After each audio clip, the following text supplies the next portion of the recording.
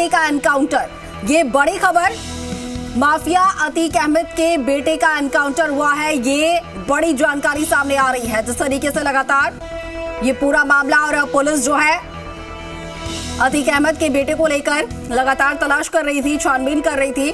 Firing मामले में ये पूरी जो जांच है वो की जा रही थी। और अब ये उससे जुड़ी हुई बड़ी खबर, अतीक अहमद के बेटे का एनकाउंटर हुआ है। झांसी में असद और गुलाम का एनकाउंटर हुआ है। ये बड़ी खबर हम आपको बता रहे हैं। झांसी में एनकाउंटर हुआ है और अतीक अहमद के बेटे असद और गुलाम का एनकाउंटर हुआ है। बड़ी खबर आपको बता रहे हैं। जिस तरीके से पुलिस जो है लगातार माफिया अतीक अहमद के बेटे की खोज कर रही थी, तलाश कर रही थी, और झांसी में एनकाउंटर हुआ है असद और गुलाम का। पुलिस पूरे फायरिंग मामले में इन दोनों की तलाश कर रही थी और जो गुर्गे थे इस केस से जुड़े हुए, उन्हें गिरफ्तार किया गया था। लेकिन अतीक अहमद के बेटे असद की लगातार तलाश हो रही थी। ये बड़ी खबर सामने आ रही है। एनकाउंटर हुआ है अतीक अहमद के बेटे का और झांसी में यह एनकाउंटर हुआ है।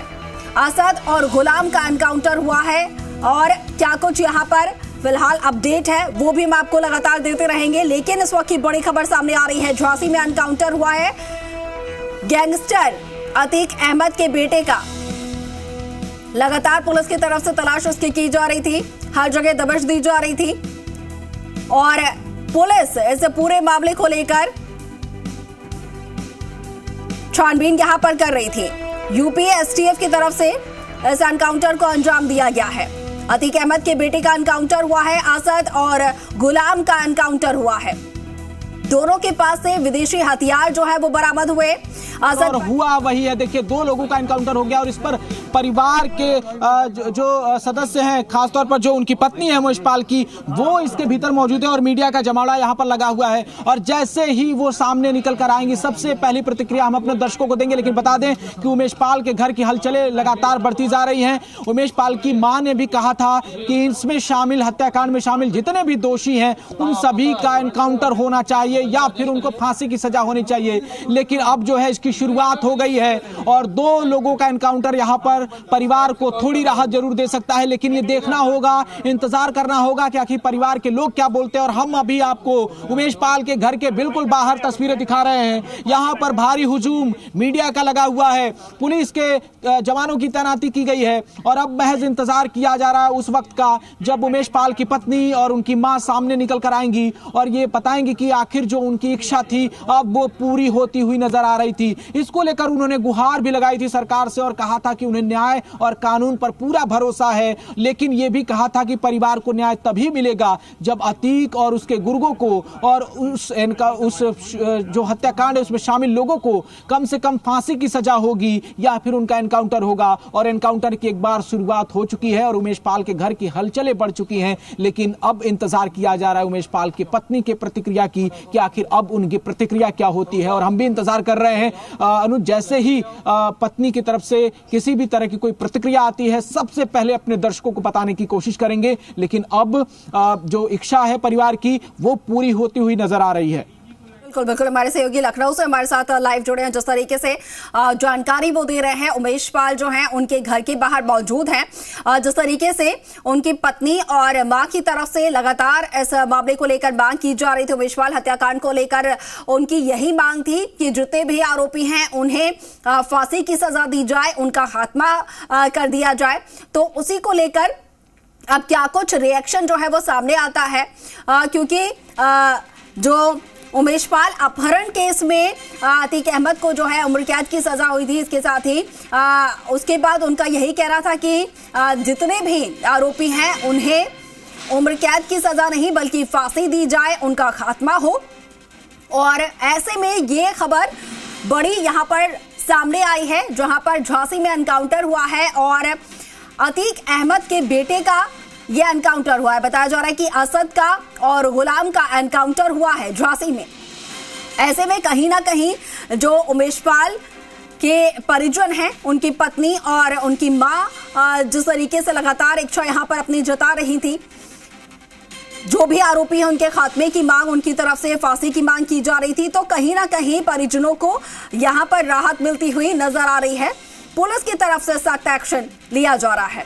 बताया जा रहा है यूपी एसटीएफ की तरफ से इस एनकाउंटर को अंजाम दिया गया है। अतीक अहमद के बेटे पर 5 लाख रुपए का इनाम घोषित था।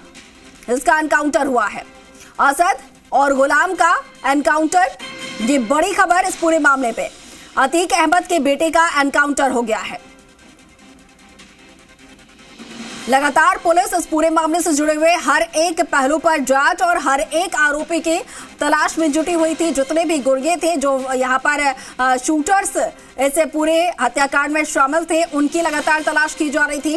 कुछ को गिरफ्तार भी किया गया और अब अतीक अहमद के बेटे का एनकाउंटर हुआ है, असद का, इसके साथ ही गुलाम का एनकाउंटर हुआ है और असद पर 5 लाख रुपए का इनाम घोषित किया गया था।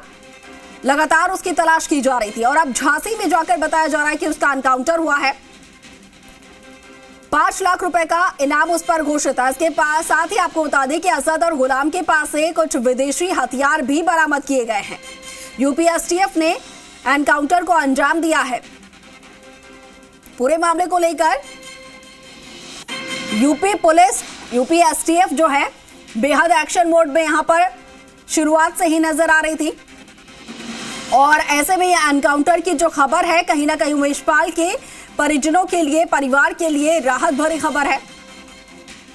उमेश पाल की मां और पत्नी की तरफ से लगातार एक ही मांग की जा रही थी कि जितने भी आरोपी हैं, जितने भी दोषी हैं इस पूरे मामले में, उन्हें फांसी दी जाए या फिर उनका जो है खात्मा कर दिया जाए। वैसे में यह एनकाउंटर की खबर कहीं ना कहीं उनके लिए राहत देने वाली है। बड़ी खबर आपको बता रहे हैं। इस पूरे मामले को लेकर लगातार अतीक अहमद के साथ भी यूपी में पूछताछ की जा रही है, कोर्ट में पेशी हुई। इसके साथ ही उमेश पाल अपहरण केस में भी अतीक अहमद को उम्र कैद की सजा सुनाई गई थी, लेकिन उमेश पाल के जो परिजन हैं, क्योंकि अपहरण के बाद उमेश पाल का जो है मर्डर भी यहां पर कर दिया गया और पूरा इल्जाम इस हत्याकांड का अतीक अहमद, उसके बेटे और उसके साथ ही और भी कई गुर्गे जो है जो कि अतीक अहमद के लिए काम करते थे, उनके नाम यहां पर सामने आए थे। पुलिस लगातार इस मामले में छानबीन करती रही, तलाश इन सभी गुर्गों की, क्योंकि जो सीसीटीवी फुटेज था पूरे हत्याकांड का वो भी सामने आया था। जिस तरीके से गोलीबारी हुई थी, बमबाजी हुई थी उमेश पाल के घर के बाहर, तो वो तमाम तस्वीरें सामने आई थी। किस तरीके से उमेश पाल, इसके साथ साथ जो 2 गनमैन्स थे उनके साथ उनकी भी हत्या कर दी गई थी। बैक टू बैक फायरिंग की गई थी, बम यहां पर फेंके गए थे उमेश पाल के घर के बाहर और वो पूरा जो हत्याकांड है वो सीसीटीवी में कैद हुआ था। उसी के आधार पर लगातार पुलिस कार्रवाई कर रही थी और गुलाम उनको मार गिराया गया है। मतलब अब जो बचे हुए आरोपी हैं, चाहे हम बात करें गुड्डू मुस्लिम है, तमाम और उन सब की भी बारी है। फिलहाल अतीक और अशरफ इस वक्त कोर्ट में है। उमेश पाल हत्याकांड मामले में उनसे जो है अभी आज पुलिस जो है रिमांड लेने के बाद पूछताछ करेगी, लेकिन अब एक सवाल बिल्कुल नहीं करेगी कि असद कहाँ है, दूसरा सवाल नहीं करेगी कि गुलाम कहाँ है। मतलब इन दोनों को जो है मार गिरा दिया गया है। तो ऐसे में ये कहा जा सकता है कि अब फिलहाल अगर हम बात करें तो असद और गुलाम, इन दोनों को यूपी एसटीएफ ने प्रयागराज में इनकाउंटर में मार गिराया है। दोनों पर 5-5 लाख रुपए का इनाम था और यही वजह है कि असद और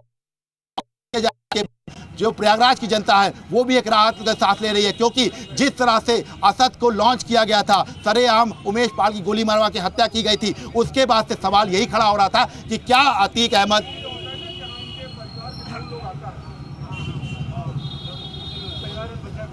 सहयोगी लगातार इस पूरे मामले को लेकर, एनकाउंटर को लेकर जानकारी देते हुए, क्योंकि अतीक अहमद बताया जा रहा है कि फिलहाल कोर्ट में मौजूद है, पूछताछ उनसे रिमांड लेने के बाद की जाएगी। लेकिन अब जो है 2 सवाल यहां पर नहीं किए जाएंगे अतीक अहमद से कि उनका बेटा असद कहां पर है और गुलाम कहां पर है, क्योंकि दोनों का एनकाउंटर हो गया है। यानी असद का इनकाउंटर हो रहा है, गुलाम का इनकाउंटर हो रहा है। ये बहुत बड़ा मैसेज उत्तर प्रदेश की पुलिस की तरफ से, सरकार की तरफ से एक दिया गया है कि देखिए उत्तर प्रदेश में अगर कोई अपराध करेगा तो उसे वो बचेगा नहीं, उसे किसी भी कीमत पर छोड़ा नहीं जाएगा। और देखिए डीजीपी को, प्रमुख सचिव गृह को मुख्यमंत्री लगातार हर 3 दिन पर इस बात का अपडेट ले रहे थे कि आखिर इसमें क्या कार्रवाई हुई, क्योंकि बहुत सारे सवाल इस बात को लेकर उठ रहे थे कि हत्या के बाद असद फरार हो गया, गुलाम फरार हो गया और जो 3-4 शूटर थे वो फरार हो गए। यूपी पुलिस कार्रवाई नहीं कर पा रही है। तो देखिए यूपी एफटीएफ लगाई गई थी, खुद एडीजी एफटीएफ और जो डीजी स्पेशल यानी जो डीजी एलओ हैं प्रशांत कुमार, वो मॉनिटर कर रहे थे। और देखिए एक समय इधर एक दूसरी तरफ प्रयागराज की सीजीएम कोर्ट नंबर 10 में माफिया अतीक और उसका भाई अशरफ की पेशी हो रही है, कस्टडी रिमांड पर सुनवाई हो रही है, उनके स्वास्थ्य का हवाला दिया जा रहा है कि रिमांड 14 दिन से कम करा के 3 दिन करा दी जाए। दूसरी तरफ एफटीएफ ने झांसी में उन दोनों 5-5 लाख के आरोपियों को, इनामी बदमाशों को मार गिराया। असद की जो लॉन्चिंग की गई थी, देखिए जब उमेश पाल की हत्या हुई तो हत्या के पहले अतीक की पत्नी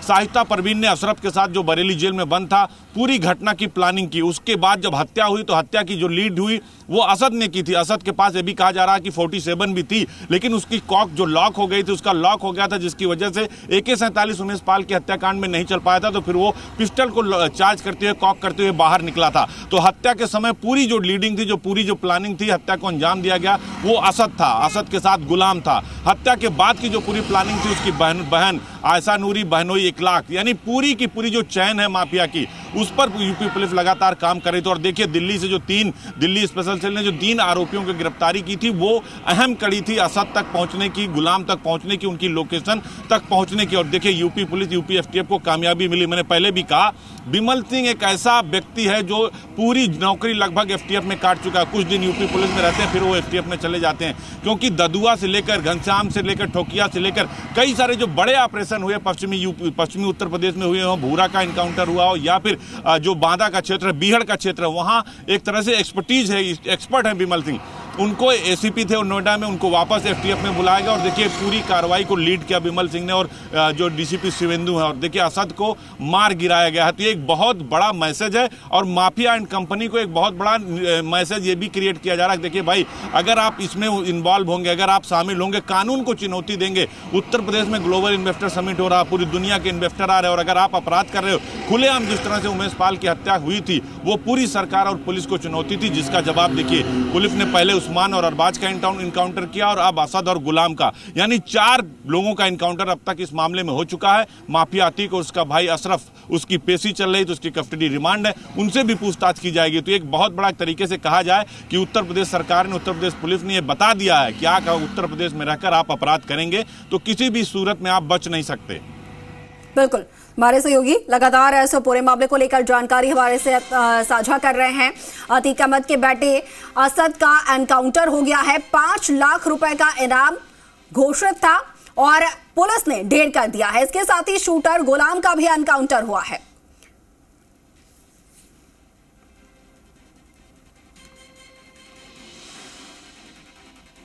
चलिए एक और बड़ी खबर सामने